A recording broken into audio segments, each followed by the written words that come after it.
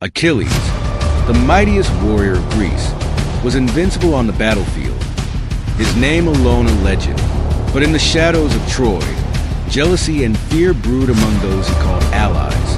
As the Trojan War raged on, a cunning plot was devised, not by his enemies, but by his closest comrades. In the end, it wasn't the walls of Troy that would fall. It was Achilles, brought down by betrayal, with a single arrow aimed at his only weakness. This is the story of how the greatest hero of Greece met his tragic and inevitable fate.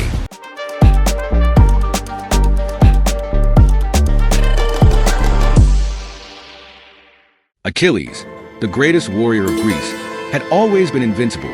His name alone inspired fear in the hearts of enemies and hope in the souls of allies. But as the Trojan War dragged on, whispers of discontent filled the Greek camp. They envied Achilles' glory, feared his power, and resented the sway he held over the fate of the war. In the shadows of Troy, a betrayal was born, one that would bring the mighty hero to his knees, not by the hand of an enemy, but by the very people he had fought alongside. The war had raged for 10 long years, and Achilles had become its legend. With his unmatched skill, he had brought down Hector, the mightiest of the Trojans, and his wrath had shaken the walls of Troy. Achilles was more than a warrior. He was a symbol of invincibility, a demigod descended from Thetis, the sea goddess, and his name echoed across the battlefield like thunder. However, despite his victories, Achilles was a man apart. His fury had been ignited when Agamemnon, the king of the Greeks, dishonored him by taking away his prize Briseis. Achilles had withdrawn from the fight in protest, leaving the Greeks to struggle without their greatest hero. Even when he returned to battle, it was out of a thirst for vengeance, not loyalty. This rift, this tension, did not go unnoticed. In the Greek camp, voices whispered in the dark. How long will we be in the shadow of Achilles? And does he fight for us, or only for his own glory? Among those who envied him was Odysseus, the clever king of Ithaca, whose wit and cunning had brought the Greeks many victories, but who feared that history would only remember Achilles as the true hero of the war. Though he admired Achilles, his pride would not allow him to stand idly by as his name was forgotten. As the war dragged on, so did the festering jealousy within the Greek ranks. Achilles' invulnerability, his near-divine strength, and his unbreakable spirit became a source of bitterness for those who fought alongside him.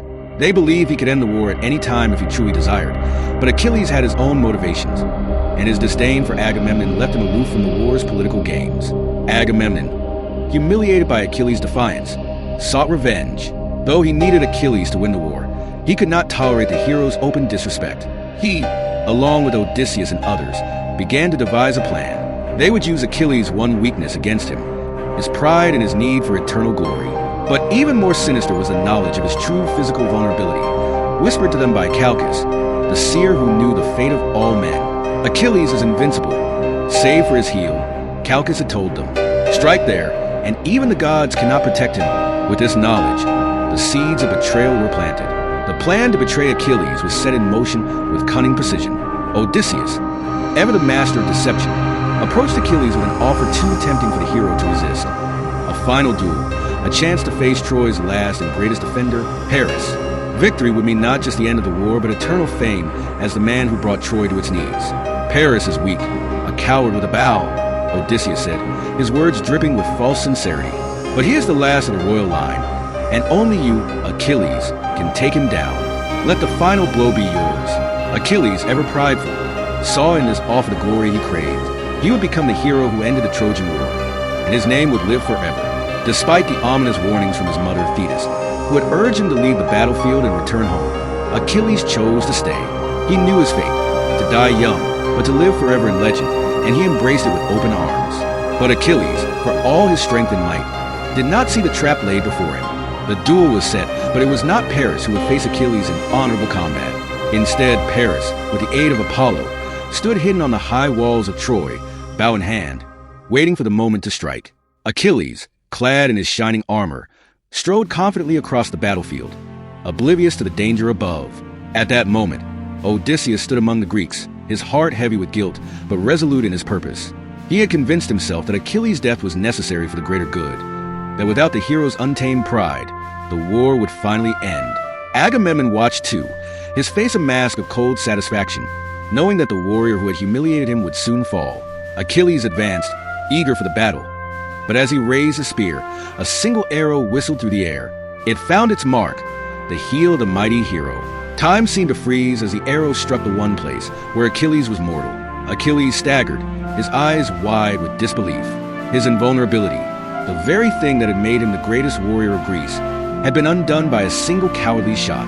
He collapsed to the ground, his armor clanging against the earth as blood began to pool beneath him. From the walls, Paris watched, triumphant.